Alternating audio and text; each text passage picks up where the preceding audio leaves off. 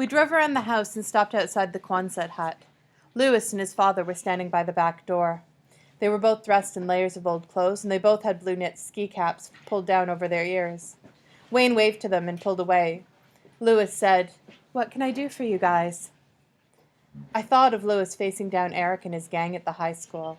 I answered earnestly, "We want to help you fight this freeze tonight. We'll do anything we can." Louis looked at Henry, then back at me. His doubts seemed to be directed at me. So were his words. "Why do you want to do that?" I didn't know what to say. Was he looking at me as Eric Fisher's brother? Was I now the enemy? Tino came out of the house, and I thought of Henry D's line. I said, "Because we're all war eagles." Louis turned to his father and said a few words in Spanish. Thomas Cruz walked up to me immediately and stretched out his hand. He said, "Thank you for your help." He shook hands with both of us and continued on into the Quonset hut. Louis said, "Our daddy thinks that's great, but he doesn't worry about the insurance and stuff. Do you guys have your parents' permission to do this?" We both nodded. Finally, Louis shrugged. "Okay, you're on Tino's crew. He'll show you what's up." He looked directly at me like I was the one who was a potential lawsuit. "But you're responsible for your own health and safety, right? If you get too cold, you come into the hut here and you warm up. If you get too tired, you come and lie down." Louis went inside, leaving us with Tino. He was dressed like I was, but his sweatshirt said Miami Dolphins. He had a walkie-talkie in one hand and a white bag from Kmart in the other. He was all business. He said, "There ain't no lying down on my crew. You got that?" "Yeah. Anybody who has any bathroom stuff or anything like that to do, you do it now." I half raised my hand like I was in school. "I have to make a phone call." Tino opened the door and led us into the Quonset hut. It had been transformed. Most everything that had been in there last week was gone, replaced by hundreds of baby trees, each about a foot high. We marched through them to the far end. The desk was still there, but now it had a big aluminum coffee urn sitting on it, with styrofoam cups, creamer, and sugar spread out around it. I picked up the phone and called Mum. I said, "I tried to call you before. Were you out at the storage bin?" She didn't sound too happy. She said, "Yes, I was." "Did you need Eric's key?" "No, I filled out a form and the manager let me in." "Uh-huh." Mum didn't say anything else. Was she angry at me? Was she going to come and drag me home? I changed the subject. "So, what's happening there?" She paused a moment, as if thinking the whole thing over. Then she changed gears and answered conversationally, "Your father bought a case of those fake logs. He's going to get the fireplace going, and we're going to break out the Christmas music." "Uh-huh. We'll probably make hot chocolate, too. Too bad you're going to miss it." "Yeah." "Now what is this thing, Paul? A sleepover party? Why didn't we get any notice about it?" "I wasn't invited until today." I half covered the mouthpiece and whispered, "I don't know. Maybe I was an afterthought."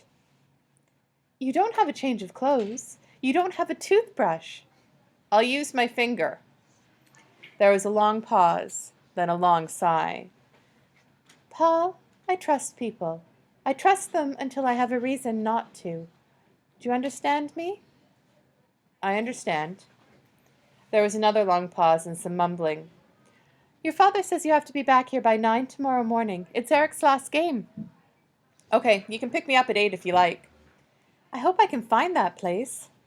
"Look for the sign that says Thomas Cruz Groves." The door at the far end of the hut burst open. Victor, dressed in black sneakers, pants, and hood, like a cat burglar, walked in, followed by his boys. I said, "I have to go now, Mum. Enjoy your fireplace and all." She didn't say anything else, so I cradled the phone.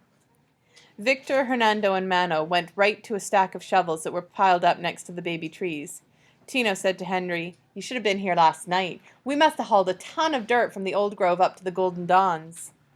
He pointed to the stack and said, "Grab a shovel." Then he held up his Kmart bag. "Check it out." Tino dumped out a pile of thick black work gloves onto the desk. Everybody grabbed a pair and pulled them on. Tino was smiling. "I bought 20 pairs of these gloves for you boys with delicate hands." Victor said, "Yeah, I'll mess your face up with some delicate hands." Tino said, "My daddy and my Uncle Charlie are out in the Cleopatra Grove starting the fire. They're going to call us out to haul tires and brush. Lewis is going to stay in the new grove and run the pumps. He's going to call us to chop ice off the trees." He smiled at Victor. "In our spare time, we're going to do what we did last night. We're going to keep the Golden Dawns packed with dirt." Then Tino extended one gloved hand toward us and held it there, just like Victor did before each soccer game. We crowded in and put our hands on top of his. He said, "You know what's up. Time and temperature. Lewis says it's going to be 10 hours of hard freeze tonight. Trees are going to die no matter what we do. We got to save what we can." Victor said calmly, "Let's do it." And the circle broke up. We filed outside with our shovels into the cold sting of the wind. The sun was dropping in the sky. The temperature was dropping too. We headed into the old grove of trees, now bare of fruit, the grove of the Cleopatra tangerines. Their leaves seemed to be withering, shriveling. We walked through the sights and smells of last night's battle to a high point of land. Tino gestured in a slow circle. "Check this out." The trees in this spot were tall, weathered, and cracked, haunted house trees. "Lewis says to use these to keep the brush fire going. Daddy and Tio Carlos will do the chopping, and we'll do the hauling." Tino looked at Henry D. "These trees are all dead. We call them lightning trees. They're at the highest point in the grove, so they get zapped by lightning. They've been dead for years. We don't chop them down, though, because they act like lightning rods. I hope we'll get away with just chopping down one or two for the fire tonight." Tino started downhill, and we followed. Henry pointed out a line of metal contraptions that were about 4 feet high. Each had a wide, round base and a narrow stovepipe sticking up from it. "Those are the smudge pots. Wait until you see them when they're burning. Fire comes shooting out of the top of them." He called out, "Tino, are we going to be hauling the diesel for the smudge pots?" "Ain't nobody else gonna do it." Tino turned at the end of the row and stopped. He pointed out a skinny, 3-sided wooden box about 5 feet tall. Henry and I looked inside. It was a glass thermometer attached to a white metal plate that had Pepsi written across it. The temperature read 35 degrees. You'll see these at different spots, high spots and low spots, in the groves. I call Lewis with the temperatures, and he calculates what we have to do and how much time we have to do it in. Time and temperature. As we approached the lowest point in the grove, the trees began to look scorched. They smelled like smoke and rubber. We reached a clearing that had obviously been the site of a fire the night before. Thomas Cruz and his brother were placing dead branches in a crisscross pattern, laying the foundation for tonight's fire. A revolting smell of burnt rubber seeped up from the debris. Tino poked at his uncle as we passed by. "¿Qué pasa, tía?" "Tu sabes," he replied. We emerged from the old grove into the wide square field of the Golden Dawn tangerines. How different this field looked now. Tino and his crew had dumped 1,000 small mounds of dirt in here. Like 1,000 giant anthills, they covered up all of those black irrigation hoses.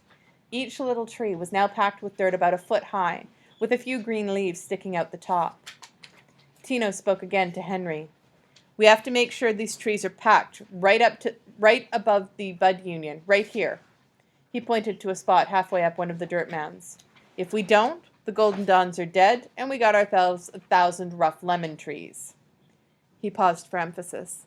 "That can't happen." We continued along the back of the square field until we entered the new grove. There were twice as many tall, skinny sprinklers as last time. In the distance, I could see that one part of the grove was already being watered by them from high above. We walked toward the sound of a diesel pump until we came to a rickety, corrugated iron shed, kind of a lean-to that was open on one side. Lewis was in it, looking at the dials on a pump and making notes. We formed a group around him, and he said, "Tonight's the night, homeboys. All over this town, all over this part of the state, people are going to get hurt by this freeze. It's a killer. It's going to kill right down to the wood, right down to the ground." He looked at us. Actually, he looked up at me. He said, "You're understanding the plan, right? We're icing the new grove, we're packing the Golden Dawns, and we're burning the old grove. What's alive in the morning is what's alive in the morning." He pointed at Victor. "Did you guys get some rest?" "Yeah, we crashed all day." "You ready for another night of this?" Sure, you know we're always ready to rumble. Yeah, I know that. Just be careful, all of you. Lewis looked to the west, so we all turned to look with him. The sun was sinking low. The Cleopatra trees stood black in the orange light like Halloween cutouts. The temperature was dropping by the minute, and the wind was whipping up. I thought about my phone call to Mom. In Lake Windsor Downs, the people were inside, welcoming the freeze with hot cocoa and fake logs and Christmas CDs. In Tangerine, the people were heading out to fight it, with shovels and axes and burning tires.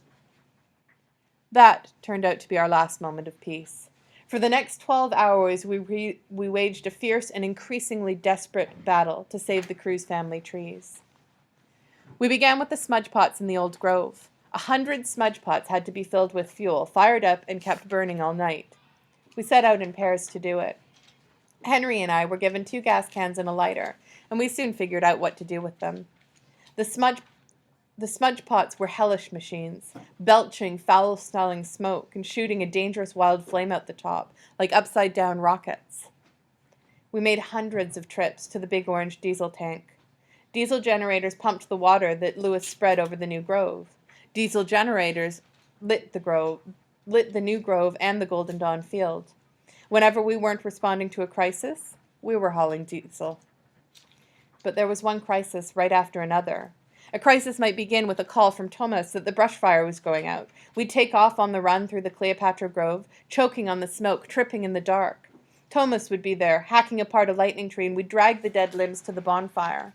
Then we'd run back to the diesel tank. Soon Lewis would call, and we'd take off for the new grove. We'd use our shovels to scrape at trees that were getting too heavily coated with ice, trees that were about to crack. On and on it went like that. Repacking dirt, hauling tires, we battled against the ever-dropping temperature, 30 degrees, 28 degrees, 26 degrees. But we were losing. The fire in the old grove was blazing high and wild, scorching the leaves off anything near it. By midnight, we had chopped down 4 lightning trees. The ice was forming too rapidly in the new grove. The coatings on the trees were too thick.